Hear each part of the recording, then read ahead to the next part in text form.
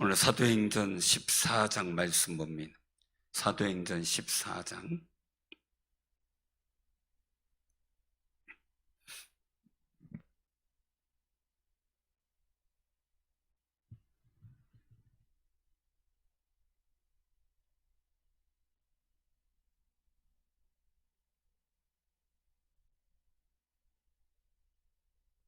(211쪽) 사도행전 14장 교독합니다. 이에 이고니온에서 두 사도가 함께 유대인의 회당에 들어가 말하니 유대와 헬라의 허다한 무리가 믿더라. 그러나 순종하지 아니하는 유대인들이 이방인들의 마음을 선동하여 형제들에게 악감을 품게 하거늘 두 사도가 오래 있어 주를 힘입어 담대히 말하니 주께서 그들의 손으로 표적과 기사를 행하여 주사 자기 은혜의 말씀을 증언하시니 그 시내의 무리가 나뉘어 유대인을 따르는 자도 있고 두 사도를 따르는 자도 있는지라. 이방인과 유대인과 그 관리들이 두 사도를 모욕하며 돌로 치려고 달려드니 그들이 알고 도망하여 루가오니아의 두 성 루스드로와 데베와 그 근방으로 가서 거기서 복음을 전하니라. 루스드라에 줄 쓰지 못하는 한 사람이 앉아 있는데 나면서 걷지 못하게 되어 걸어본 적이 없는 자라. 바울이 말하는 것을 듣거늘 바울이 주목하여 구원받을 만한 믿음이 그에게 있는 것을 보고 큰 소리로 이르되 내 발로 바로 일어서라 하니 그 사람이 일어나 걷는지라. 무리가 바울이 한 일을 보고 루가오니아 방언으로 소리질러 이르되 신들이 사람의 형상으로 우리 가운데 내려오셨다 하여 바나바는 제우스라 하고 바울은 그 중에 말하는 자이므로 헤르메스라 하더라. 시외 제우스 신당의 제사장이 소와 화환들을 가지고 대문 앞에 와서 무리와 함께 제사하고자 하니 두 사도 바나바와 바울이 듣고 옷을 찢고 무리 가운데 뛰어들어가서 소리질러 이르되 여러분이 어찌하여 이러한 일을 하느냐? 우리도 여러분과 같은 성정을 가진 사람이라 여러분에게 복음을 전하는 것은 이런 헛된 일을 버리고 천지와 바다와 그 가운데 만물을 지으시고 살아계신 하나님께로 돌아오게 함이라. 하나님이 지나간 세대에는 모든 민족으로 자기들의 길들을 가게 방임하셨으나 그러나 자기를 증언하지 아니하신 것이 아니니 곧 여러분들에게 하늘로부터 비를 내리시며 결실기를 주시는 선한 일을 하사 음식과 기쁨으로 여러분의 마음에 만족하게 하셨느니라 하고 이렇게 말하여 겨우 무리를 말려 자기들에게 제사를 못하게 하니라. 유대인들이 안디옥과 이고니온에서 와서 무리를 충동하니 그들이 돌로 바울을 쳐서 죽은 줄 알고 시외로 끌어내치니라. 제자들이 둘러섰을 때 바울이 일어나 그 성에 들어갔다가 이튿날 바나와 함께 더베로 가서 복음을 그 성에서 전하여 많은 사람을 제자로 삼고 루스드라와 이고니온과 안디옥으로 돌아가서 제자들의 마음을 굳게 하여 이 믿음에 머물러 있으라 권하고 또 우리가 하나님의 나라에 들어가려면 많은 환난을 겪어야 할 것이라 하고 각 교회에서 장로들이 택하여 금식 기도하며 그들이 믿는 주께 그들을 위탁하고 피시디아 가운데로 지나서 밤빌리아에 이르러 말씀을 버가에서 전하고 아딜리아로 내려가서 거기서 배 타고 안디옥에 이르니 이곳은 두 사도가 이룬 그 일을 위하여 전에 하나님의 은혜에 부탁하던 곳이라. 그들이 이르러 교회를 모아 하나님이 함께 행하신 모든 일과 이방인들에게 믿음의 문을 여신 것을 보고하고 제자들과 함께 오래 있으니라. 아멘. 오늘 이 말씀을 통해서 같이 은혜를 나누고자 합니다. 오늘 말씀 속에서 우리가 주의해서 봐야 될 그런 부분들은 여기에서 보면은 이 지명에 대해서 우리가 많이 궁금해할 수도 있고 헷갈려할 수도 있는 그 상황이에요. 그러면 이고니온이라고 하면 섬을 말씀을 제가 드렸지요. 거기에서 보면은 이제 이고니온에서 두 사도가 함께 유대인의 회당에 들어가 말하니 유대와 헬라의 허다한 무리가 믿더라라는 복음의 역사가 시작되는 그런 모습을 보게 돼요. 그런데 순종하지 아니하는 유대인들이 이방인들의 마음을 선동했다. 그래서 형제들에게 악감을 품게 했다. 항상 선동은 악감을 부추겨요. 악감은 우리 사람의 본성 중에 죄성에 관계된 부분이거든요. 그러니까 이 악감이라고 하는 것은, 선동이라고 하는 것은 자꾸 선한 마음을 충동시키기 위한 악한 마음, 죄성이 있는 마음을 충동시켰다는 거죠. 복음은 선한 마음을 자꾸 불러 일으키는 게 복음이에요. 근데 세상의 선동과 악한 것은 자꾸 악감을 품게 하는 옛 본성 중에 죄로 인하여 생겨진 본성을 충동시켜지는 그런 모습을 말씀을 하고 있는 거죠. 근데 여기서 이제 또 나오는 일들 속에서 하나는 이 루스드라와 더베 금방 가서 복음을 전했다라고 6절에 말씀하고 있는 그 모습을 보게 돼요. 보게 되는데, 오늘 일들 속에서 그 19절에 보면 이제 이동을 하고, 19절 이동하고, 6절에서 이동이고, 19절에 보면 유대인들이 안디옥과 이고니온에서 와서 무리를 충동하니, 이고니온, 구부로라고 하는 섬에서 이고니온으로 옮겨서 복음을 전하고, 그리고 나서 이제 루가오니아의 두 성 루스드라와 더베 근처까지 가게 되는 상황들이에요. 자, 이고니온이 왔어요. 이고니온에서 루스드라 더베는 조금 아래 지역이기도 한데, 그 일대 속에서 이들이 와가지고 유대인들이 이제 복음을 전하는 데 속에, 여기 오늘 본문 말씀 속에 루스드라에 발을 쓰지 못한 사람이 일어나게 되는 상황이 있었죠. 근데 그 지역에 이런 복음의 역사가 있었는데, 유대인들이 19절에 보면 안디옥과 이고니온에서 와서 물을 충동하여 그들이 돌로 쳐서 바울을 죽게 만들죠. 이 일들은 오늘 본 말씀 속에서의 이 루스드라의 그 윗지방이 이고니온이고, 그 조금 더 올라가면 여기에 나오는 그 말씀 속에 있는 일들 속에서 오늘 본문 26절에 보면 배 타고 안디옥에 이르니, 배 타고 안디옥에 이른 것은 이 아래 지방에 지금으로 얘기한, 지금도 터키 지역이긴 한데 수리아 지역, 예루살렘에 가까운 안디옥이 또 있어요. 그 안디옥의 비시디아의 지역에, 오늘 여기 보면은 말씀 속에서 일어난 그 상황들을 보면 비시디아가 나오죠. 24절에 비시디아 지역에 안디옥이 있거든요. 그 같은 그런 명칭으로 쓰이기도 하는 거 본데, 그러니까 그 지역에 안디옥이 있어요. 근데 그 일들 속에서 예루살렘을 떠나 구브로 섬에서, 그리고 또한 거기를 떠나서 이고니온에 와가지고 이고니에서 복음을 전하고 하다가 이제 루스드라 더베 지역까지, 이제 이고니온에서 예루살렘 쪽으로 더 내려오면은 거기 지금 다 터키 지역이에요. 이고니온도 그렇고 루스드라도 그렇고 더베도 그렇고 다 터키 지역인데, 지금은 거기서 예루살렘 쪽으로 조금만 내려오면 이제 그 방향이 그렇다는 얘기, 예루살렘 가깝다는 얘기는 아니고 지역이 다르니까 루스드라와 더베가 있는데, 거기서 복음을 전하는 사건 속에 이 루스드라가 나오게 되는 거예요. 이 루스드라에서 나온 사건이 바로 이제 발을 걸어본 적이 없는 자가 나면서부터 걷지 못하게 돼 걸어본 적이 없다. 이거 오늘날로 얘기하면 뭐 소아마비라든지 그런 장애를 겪고 있는 그런 사람이라고 할 수가 있겠죠. 그래서 걷지 못하게 되어 걸어본 적이 없었다. 그런데도 불구하고 바울이 말하는 것을 듣고 있었던 거죠. 복음이 들어가기 시작했다라는 거죠. 오늘 말씀 속에서 우리가 기억할 것은요, 복음이 들어가면 역사가 있어요. 오늘 이게 말씀 속에서 정말 9절에 보니까 바울이 말하는 것을 듣거늘 그렇게 말해요. 듣거늘. 우리가 늘상 하나님 말씀을 듣는,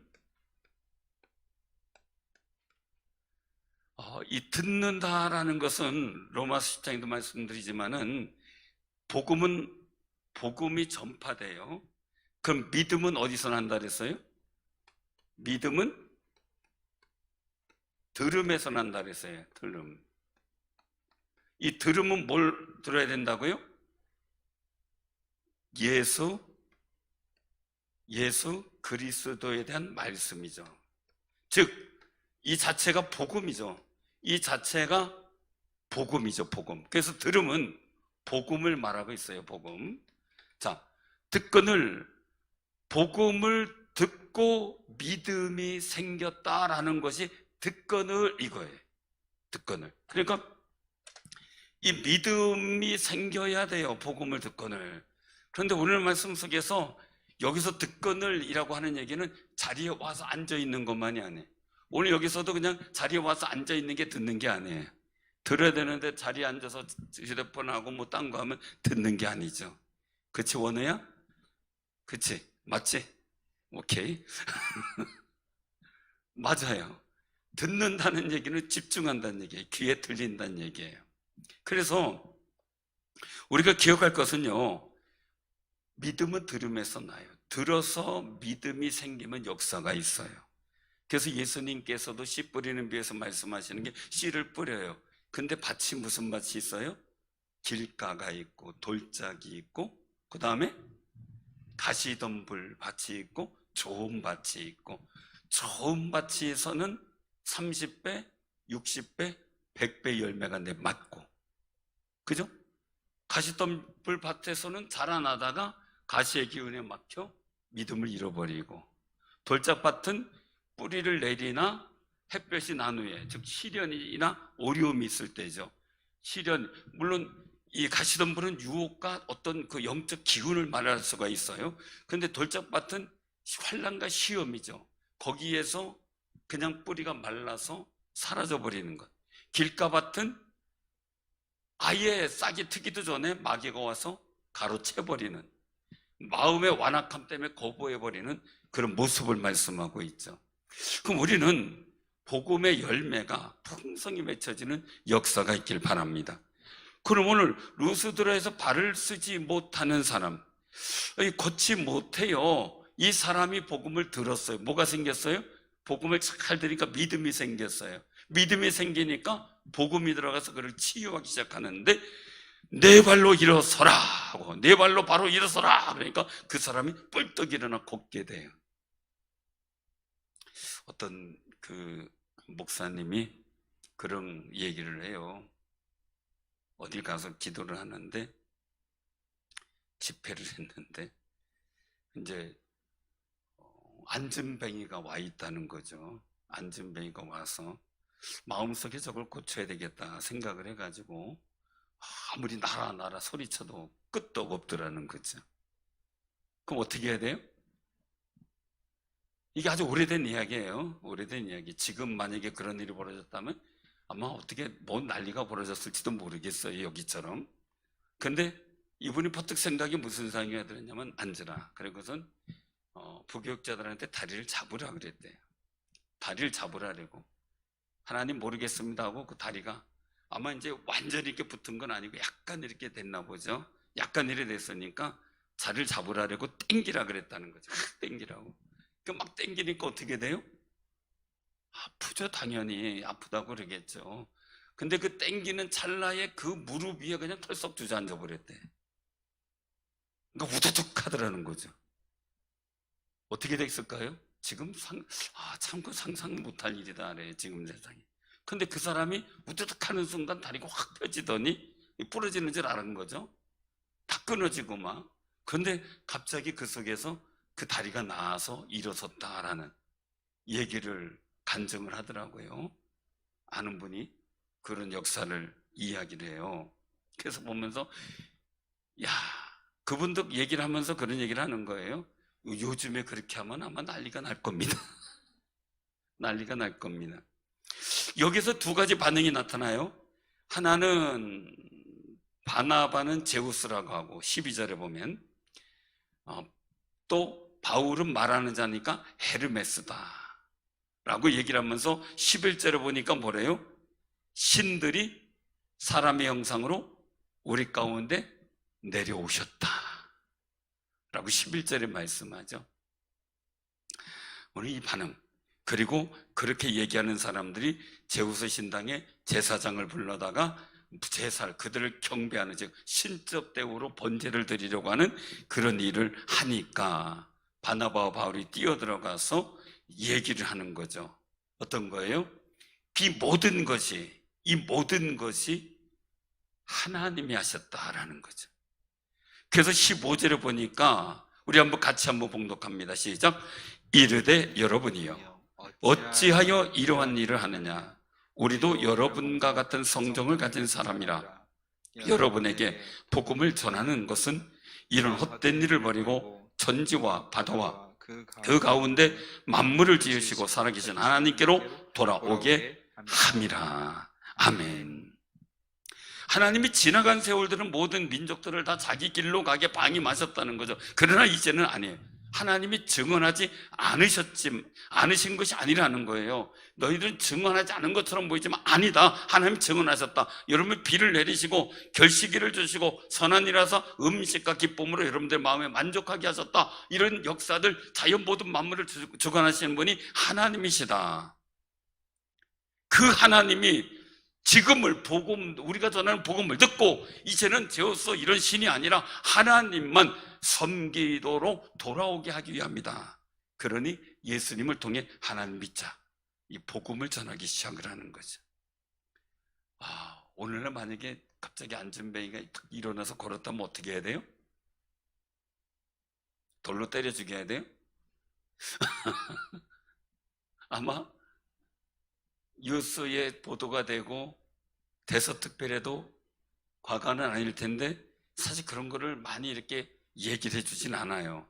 지금도 많은 역사들이 있겠지만 말이에요. 그러나 우리가 60년대, 70년대, 80년대 그때의 역사를 보면 엄청난 역사들이 많았죠. 근데 지금은 그런 것들이 많이 없어진 상황, 없어졌다고 해야 될까요?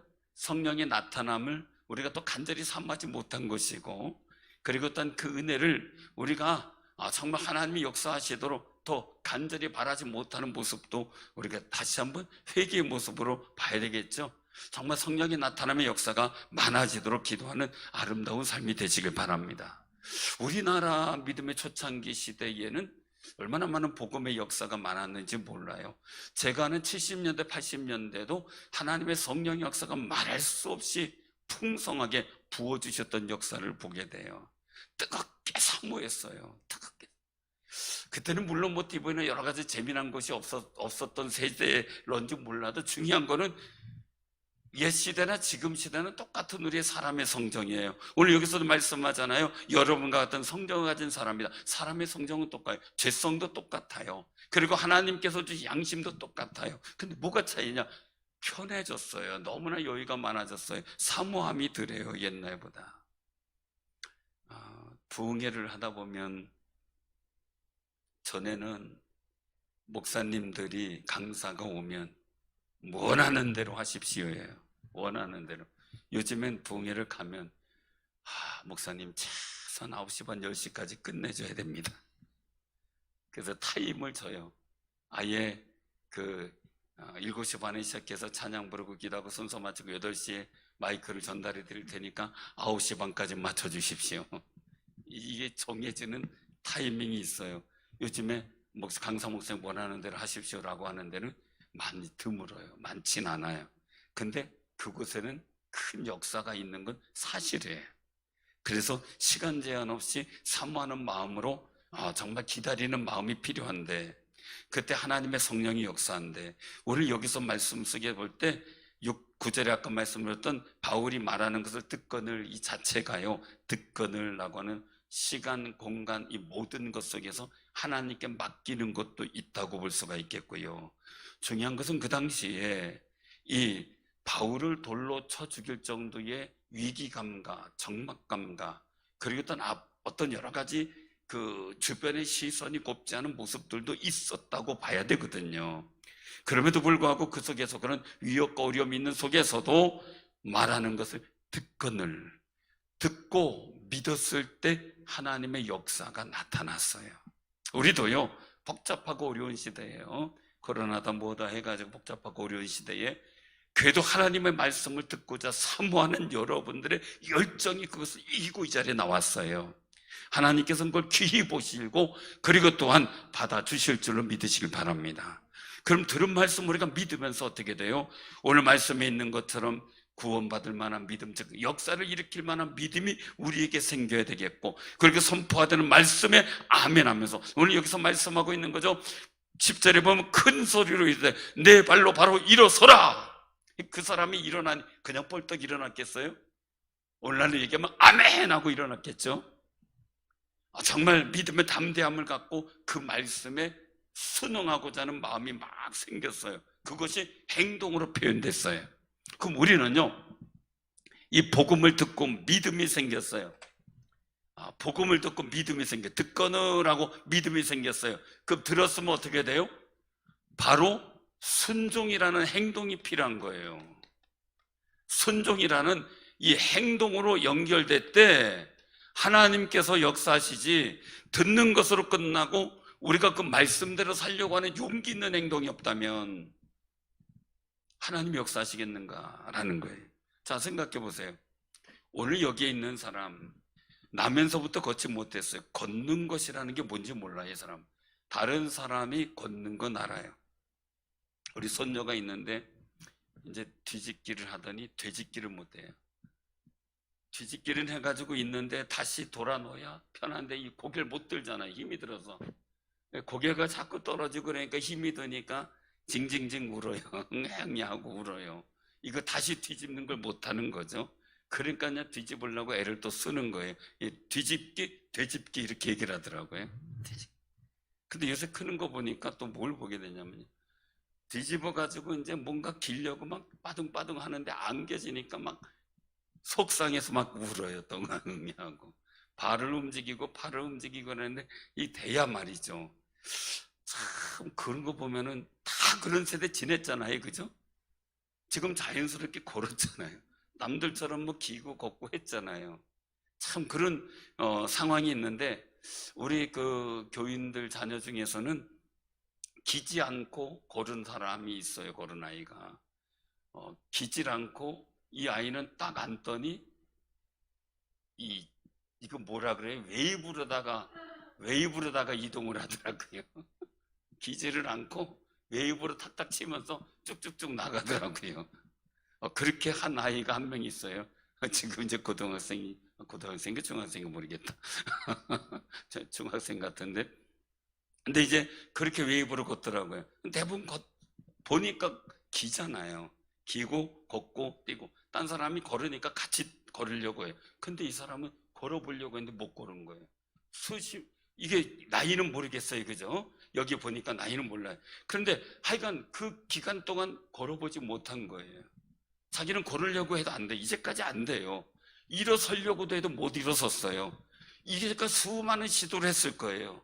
부모가 자꾸 일어서라고 얘기도 했을 테고, 그리고 커서도 어떻게 변화가 됐을까 하고 수많은 노력을 해서, 수많은 노력을 해도 안 돼서 이제는 아무것도 안 돼. 나는 이제 못 걷는 사람이야. 뭐 의술도 했겠죠. 침술이 그런 게 있었는지 몰라도 그쪽 지역은 그런 게 없겠지만, 이 동서 지역 속에서만 우리 뭐라 그래야 돼? 아시아 지역만 중국을 위시해서 침술이 발전됐지, 그 다른 데는 모르니까요. 그렇지만 거기에 따르는 그 당시에 그 지역의 의술을 다 동원했을 거 아니겠어요?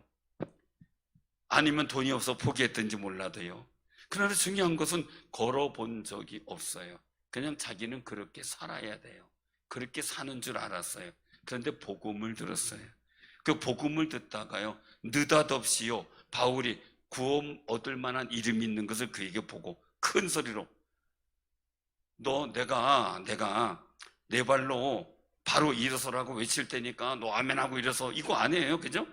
가만히 말씀 듣던 중에 내 발로 바로 일어서라 그러는 거예요. 이분이 말씀 듣다가 말씀이 들려지면 행동이 옮겨지는 거니까요. 그 속에서요, 일어서라 그러니까 자기도 모르게 벌떡 일어나는 거죠. 말씀은 곧 명령이에요. 말씀은 곧 능력이에요. 말씀은 곧 역사예요.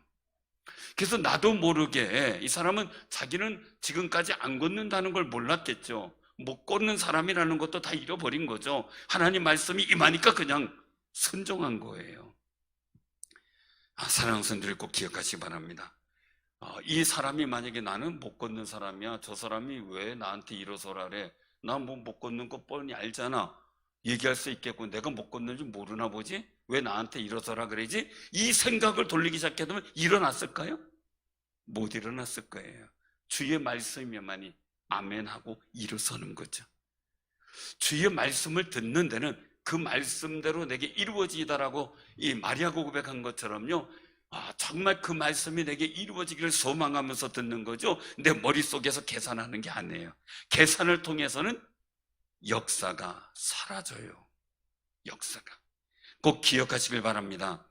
정말 복음의 역사를 내가 듣는 그 순간 내가 믿음의 행동으로 옮겨질 수 있도록 믿음으로 기도할 수 있는 귀한 삶이 되시길 바랍니다.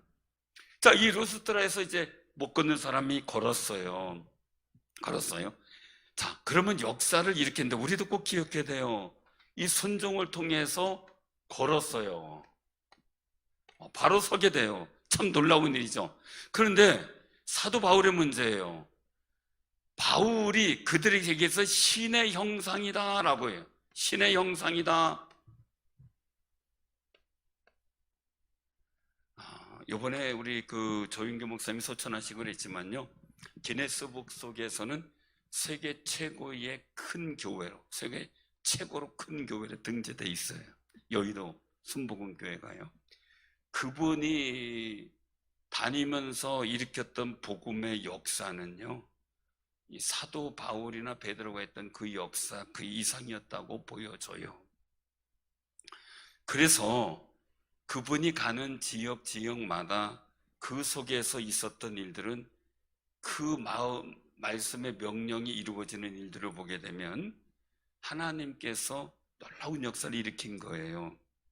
근데 그 조윤교 목사님을 통해서 그 하나님의 역사를 경험했던 분이 우리 선배님 중에 한 분이 계시더라고요. 그래서 그분이 가지고 있는 얘기를 어떤 분이 저한테 얘기를 해주는데, 자기가 대장에 문제가 생긴 거예요. 그래서 암이나 이런 부분들 때문에 자기가 살아날 수 있는 여건은 아니었다래, 신학을 하기 전인데. 그런데 그분이 그런 아픔, 막 속에서 통증이 일어나고 막 이러는데 그 일들 속에서 자신도 은혜 받기 위해서 그 집회에 참석을 했다는 거죠, 오늘 집회에. 그런데 다 끝나고 나서, 이 말씀 다 끝나고 나서 어떤 일을 하는데 하나님이 치유하셨습니다 하고 얘기를 하던 중에 한마디를 하더는 거죠. 지금 여기에 복부가 가득 차고 금방 화장실 가면 피가 그냥 그 쏟아져 내릴 사람이 하나 있다. 그 사람을 하나님이 치유해 주셨는데 손 들어라 그랬을 때 자기도 모르게 두 손 들고 아멘 했다는 거예요. 자기도 모르게. 그리고 나서 기도하고 이제 나갔는데, 화장실을 가는데 옛날에는 퍼세식이잖아요. 늘상 이분이 어떻게 살았냐면 퍼세식인데 이 일들을 가지고 신문지를 늘 갖고 들어갔다 그래요. 왜냐하면 자기가 늘 피를 쏟았으니까, 빵빵해졌다가 한꺼번에 피가 쏟아지니까 누가 보면은 이 좀 안 좋아 보일까봐 늘 신문지를 내려서 덮고 왔다 그래요. 그 속 안에다가 내려가지고. 그 정도로 살았는데 자기가 오늘부터 그게 없어졌더라는 거예요. 하나님의 은혜로. 그때 이후부터. 그래서 하나님의 거룩한 뜻을 알고 신학을 하기로 결심을 하고, 그리고 나서 재작년인가 은퇴를 하셨어요. 그때 자기가 그 은혜를 받고 변화받아 하나님을 알고 하나님을 전하는 삶이 되었다. 저도 용기 좀 달라고 좀 기도해야 되겠어요. 왜냐하면 가끔가다 하나님이 이런 분 치료하셨다라는 감동이 있는데 차마 얘기를 못해요. 저도 순종 안 하는 거겠죠. 이거 얘기하면 그분이 저요 이렇게 얘기할까? 이 생각이 들 때가 있어서. 근데 우리 스스로 서로 하나님께서 주시는 메시지와 감동에 순종할 수 있는 용기와 힘이 있어야 된다는 거죠. 많은 사람들에게 하나님께서 역사하죠. 다윗 시대에도 역사하셨죠. 골리앗이 와서 하나님의 사신 군대를 무시하고 하는데도 불구하고 아무도 거기에서 반응을 하질 않아요. 그런데 다윗만큼은 그 골리앗을 보면서 하나님이 주신 감동대로 뛰쳐나가거든요. 그 하나님이 주신 감동대로 나가서 결국 승리를 하잖아요. 근데 우리는 수많은 감동과 은혜를 받는데도 불구하고 이것은 그냥 가만히 있다가 감동받는 게 아니죠. 주의 말씀을 듣는 중에 받은, 제가 말씀드리잖아요. 주의 말씀을 듣는 중에 하나님께서 역사하시는데 순종의 마음이 불떡 일어난 사람들도 있지만 2절에 보면 악감을 품는 사람들도 생길 수도 있어요. 왜냐하면 바울이 말씀을 전할 때 순종이 이렇게 루스드라의 걸음 걷고 뛰는 사람들처럼 순종의 마음이 감동이 일어나서 역사도 하지만 2절에 보면요, 순종하지 아니하는 유대인들의 반응이 있잖아요. 마음을 선동해서 악감을 품게 하는 마음들, 악감의 감동도 있는 거예요. 왜요? 아까 말씀드린 4가지 밭 중에 길가의 밭은 뭐가 먹어간다고요? 하나님 복음이 떨어져도 사단이 그 말씀을 채가는 거죠. 새들이 길가에 떨어진 거 먹어버리듯이 말이에요. 그래서 우리는 주의 말씀이 내게 임하여 정말 선한 선정의 감동이 터져 나오도록 주님 앞에 서는 귀하고 복 있는 삶이 되시길 바랍니다. 자, 그런 일들 속에서 신의 형상으로 내려왔다고 하는 거예요. 대단한 일이죠. 왜요? 안전뱅이가 못 걷는 사람이 걸었어요. 그런데 말이에요, 이걸 마다하고 우리가 같은 성정이다, 오직 섬길 분은 하나님이다, 이게 말하는 게 정상인데 오늘날 잘못된 사람도 어떻게 하고 하다가 이단으로 빠지고요. 여러분들 지금 이단에 숙여 들어가는 사람들이 어떤 지식적으로만 아주, 이 신천지 이런 데는 지식적으로만 아주 발달된 데예요. 옛날에 전도관이니 이런 데는요, 문선명도 그렇지만 그런 데는 하나님의 역사가 놀라웠어요. 많이 일으켰어요. 그런데 거기에 사람들이 호응하고 그러니까 자기 것만치 신처럼 나타나고 주장하기 시작하면서 이단이 된 거예요. 오늘날 이 사도 바울과 바나바와 같이 정말 우리 같은 성정이다, 우리가 섬길 분은 하나님이시다, 이럴 수 있는 믿음의 겸손이 필요한 거죠. 그런데 우쭐거리다가 이단에 빠지고, 왜? 우쭐거리고 교만하다가 보니까 어떻게 돼요? 그 속에 하나님께 영광 안 돌리고 교만하다 보니까 사울왕에게 악신이 들어왔죠. 교만하다가 보니까 악한 영이 들어오게 되고요, 하나님의 영이 떠나는 거예요. 그래서 우리가 꼭 기억하면서 늘상 하나님 앞에 선언하며 정말 하나님의 거룩한 은혜에 우리가 믿음의 마음을 도하는 귀하고 복 있는 삶이 되시길 바랍니다. 그래서 이 사도 바울과 바나바는 하나님을 증거해요. 우리도요, 잘 됐을 때요, 하나님의 놀라운 역사 있고 복이 있었을 때요, 그때 내가 이런 사람이야가 아니라요, 정말 주께서 하셨다, 우리 하나님을 찬양합시다, 하나님께 영광 돌릴 수 있는 거룩한 마음들의 모습이 우리에게 있어야 되겠죠. 저는 물론이고 모든 분들 마찬가지예요. 그리고 하나님께서 모든 것을 선하게 하셨다는 것, 오늘 여기 말씀 속에서 보면 자연 계시라고 말하죠. 비를 내리시고 결실기를 주시고 음식과 기쁨으로 여러분 만족하게 하셨다. 이 자연 만물을 통해 역사하시는 하나님의 사랑과 은혜를 깨달아라, 이 얘기죠. 깨달아라. 그 하나님께만 예배 드려라, 이거예요. 예배 드려라. 그리고 오늘날요, 사람을 신으로 섬기는 것은 완전히 잘못된 거죠. 이단의 모든 교주들이 다 마찬가지죠. 근데 사상을 통해서 김일성이나 김정일도 태양신으로 섬기고 있다는 것도 문제가 되는 거죠. 이건 아니죠. 왜? 공선 태양신전의 법이 그거거든요. 두 사람은 죽었으나 살아있는 선으로 섬겨라, 이거죠.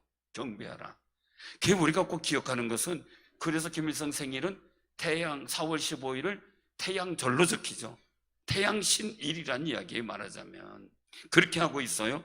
우리가 이런 시대에 우리가 하나님을 섬기는 사람들로 살아가고 있어요. 정말 사람이 신이 아니고 하나님이 신이고 사상이 신이 아니고 오직 하나님만 섬기겠다는 믿음의 결단을 갖고 살아가는 귀한 승리자들 되시기를 바랍니다. 근데 오늘 여기 말씀 속에서 우리가 더더욱 귀한 것이 있어요. 그것은 뭐냐면요, 바로 22절이에요. 자, 21절부터 22절까지 같이 봉독합니다. 복음을 그 성에서 전하여 많은 사람을 제자로 삼고 루스드라와 이고니온과 안디옥으로 돌아가서 제자들의 마음을 굳게 하여 이 믿음에 머물러 있으라 권하고, 또 우리가 하나님의 나라에 들어가려면 많은 환난을 겪어야 할 것이라 하고. 아멘. 정말 우리가 하나님 나라에 들어가려면, 세상은요, 하나님의 순종하는 선한 감동의 은혜도 있지만 오늘 말씀 속에 있는 것처럼 사단이 주는 악감의 역사도 나타나는 경우가 많아요. 그럼 성령의 은혜와 말씀은 하나님께서 주신 선한 감동을 불러일으키는 역사지만, 사단은 사람들의 죄성에 담겨져 있는 악감을 불러일으켜서 뭔가 일을 하려고 해요. 그래서 제가 잘 아는 그 일들 속에서 보면 대중운동 이론이라고 하는 게 있어요. 거기에 보면은 나타난 일들, 그것을 가지고 운동권이나 이런 그 사람들이 사용해요. 그거 가지고 내용을 딱 보니까 거기에 그렇게 돼 있어요. 민중을 분노케 하라, 분노한 민중을 이용하라, 이렇게 돼 있거든요. 분노가 뭡니까? 악감이죠. 악감을 불러일으켜 가지고 그 불러일으킨 그 사람을 이용하라 이거예요. 그게 대중운동 이론의 포인트더라고요. 그래서 우리가 이런 일들 속에 세상이 주는 분노가 아닌, 세상이 주는 악감이 아닌 하나님께서 주시는 선한 선정의 감동을 불러일으켜서 우리는 하나님의 역사를 만들어가고 하나님의 역사로 세상을 구원하고 하나님께서 만족해 하시는 복된 역사를 이루어가는 게 우리 신앙인들이고 크리스찬들이고, 그것을 바라보고 기도하는 게 우리가 해야 될 거룩한 모습이죠. 그래서 오늘 26절에 말씀하고 있어요. 다시 한번 봉독합니다. 시작. 거기서 배 타고 안디옥에 이르니 이것은 두 사도가 이른 그 일을 위하여 전에 하나님의 은혜에 부탁하던 곳이라. 아멘. 여기서 이제 이방인의 전도를 보고하긴 하는데 중요한 거예요. 뭐냐면 그 일을 위하여, 복음을 전하는 일, 복음을 세우는 일, 교회를 지키는 일, 그 일을 위하여 하나님의 은혜에 부탁하던 곳. 위탁이라고 할 수도 있는데 부탁이에요. 사랑하는 성도님들, 우리가 서로 기도할 때요, 하나님의 은혜에 부탁해야 돼요. 우리가 서로 자녀들, 우리 가정, 집안도, 우리 교회들 다 하나님의 은혜에 부탁을 해야 돼요. 그래서 저도 이번에 기도하면서 정말 하나님의 은혜에 우리 성도들이 요구하는 모든 일들 부탁했어요. 위탁을 한 거죠. 하나님 도와달라고, 지켜달라고. 근데 이 일들 속에서 한 분이 전화가 왔어요. 명절 잘 보내시고, 그런데 목사님 제가 고열이 나가지고 또 입원하게 됐어요. 죄송해요. 아이고, 이거 또 입원해서 고열 났으면 이제 코로나 검사 들어가고 막 이럴 텐데, 그래서 이제 명절 전날 그 전화가 오더니 명절날 이제 다시 전화가 왔어요. 목사님 다행이에요. 왜요? 했더니 코로나 검사인데 이상 없고요, 염증 수치가 높아가지고 고열이 났대요. 다행이죠. 그러더라고요. 감사합니다. 그래서 잘 치유받으시라고. 사랑하는 성도들 갖고 기억하세요. 치유되도록 기도하세요. 우리 김목도 권사님이신데 갑자기 아직은 이제 병원에 있어요. 그래서 우리가 위에서 좀 기도해 주세요. 고열이 사라지도록. 그래서 기도해 주시고, 또 우리 나상석 권사님 안 보이시는데 지난 토요일날 집에서 하시다가 잠시 미끄러져서 넘어져서 이 겨드랑이를 좀 다른 데 부딪혀서 갈비 골절이 5대가 이렇게 골절이 돼서 지금 병원에 간호병동 입원 중인데, 그 위에서 기도해 주시고, 주일 준비하고 또 밤 늦었다고 끙끙 앓고 그냥 날 밝은 다음에 전화한다고 밤에 전화 안 하고 또 아침에 전화해가지고 깜짝 놀래가지고 그랬는데 잘 치료받고 있어요. 위에서 기도해 주시고요. 우리가 중요한 것은요, 신앙생활 하는 일들 속에서 하나님의 거룩한 말씀에 반응하는 믿음을 지킨다는 게 쉽지는 않아요.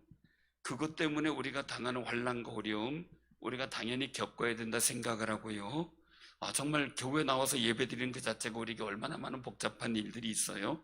그럴지라도 우리는 하나님을 섬기는 아름다운 일들을 위해서 최선을 다하면서, 오늘 여기서 23절에 보면 각 교회에서 장로를 대가에 금식 기도하며 그들이 믿는 주께 그들을 위탁했다라고 말씀하는데, 우리도 서로 금식하면서요, 하나님의 도우심을 구하고 하나님께 우리의 삶을 위탁하고 우리 모든 성도들, 가족들의 삶을 위탁하는 아름다운 삶이 되시길 바랍니다.